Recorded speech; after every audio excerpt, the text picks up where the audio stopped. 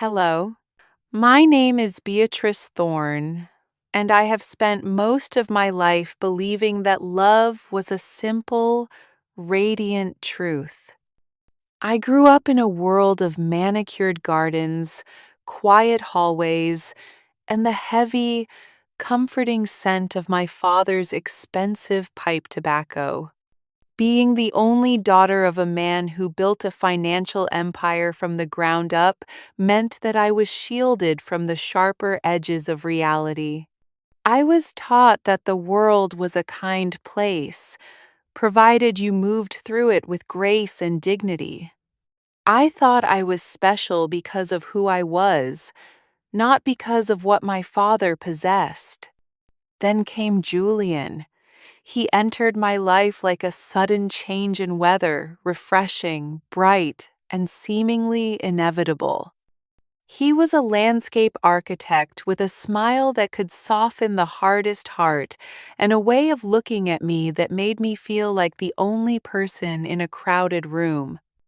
We met at a gallery opening, and within months, he had become the center of my universe. He didn't ask for much. He preferred quiet walks over gala dinners. He talked about plants and soil, about building things that lasted, about a future that felt grounded and real. When he proposed on a rainy afternoon in the park, I felt like the luckiest woman alive. I saw a life of shared dreams, a house filled with sunlight, and a partner who saw the soul beneath the silk dresses. The preparations for the wedding were grand, as my father insisted. He wanted the world to see his daughter's happiness celebrated with the finest of everything. I went along with it, though Julian often joked about how we didn't need the bells and whistles. He was so convincing. He played the part of the humble, devoted fiancé with a precision that I now realize was sharpened by years of practice. He won over my father with talk of legacy and work ethic. He won over my friends with his charm. He had me convinced that he was the one person in my life who didn't care about the Thorne name or the vast inheritance that came with it. The illusion shattered on a Thursday evening, just 3 weeks before the ceremony. I had returned to our shared apartment early from a final dress fitting. The heavy lace of my gown still felt like a weight on my skin, but my heart was light. I had planned to surprise him with dinner, but as I entered the foyer, I heard his voice coming from his study. He wasn't alone. One of his oldest friends was there, and the sound of ice clinking in glasses drifted through the half-open door. I stopped, not to eavesdrop, but because of the tone of his voice. It wasn't the warm, melodic tone he used with me. It was sharp, cold, and calculated. I stayed hidden in the shadows of the hallway, the silk of my coat rustling slightly against the wallpaper. He was talking about the prenuptial agreement. He was laughing about the clauses my father's lawyers had drafted, calling them mere speed bumps on the road to a permanent payday. He spoke of me not as a partner, but as a transaction, a gilded gate through which he had to pass to reach the vault. He detailed his plan with a chilling lack of emotion. He spoke about how he had researched my father's holdings before we even met.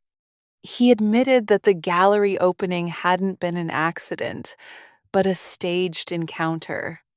He laughed about the humble architect persona, calling it the perfect bait for a girl who had everything but wanted to feel normal.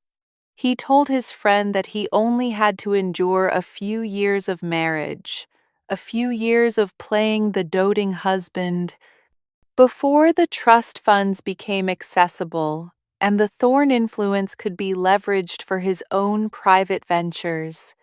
He described my devotion as an asset to be managed, a tool to be used until it was no longer sharp.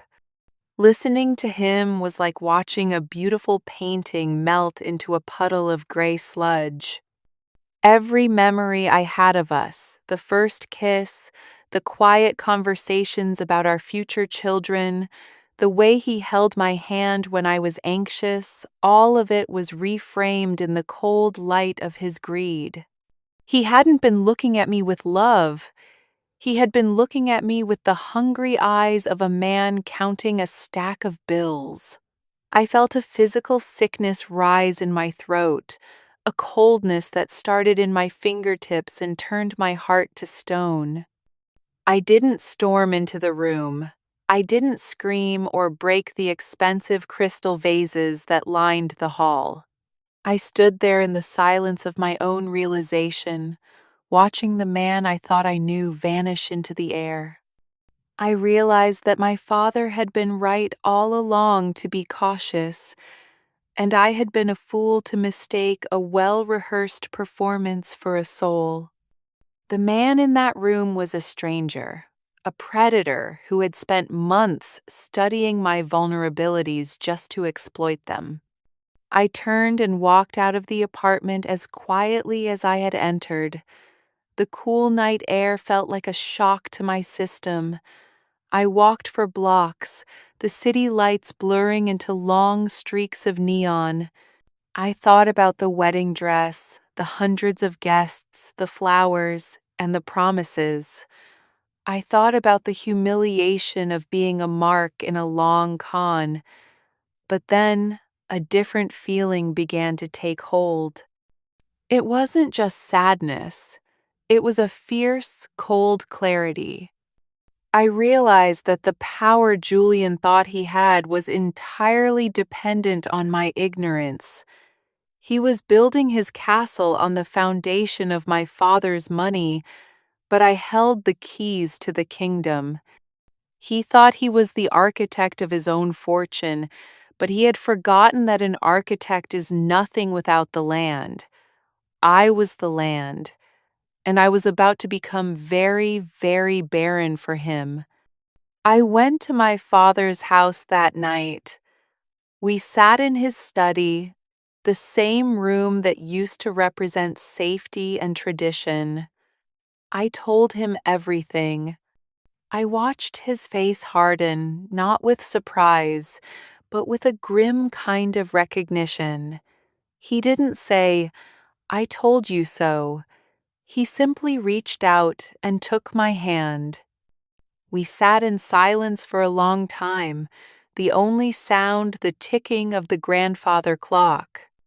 We decided then that the wedding would proceed, but not in the way Julian expected.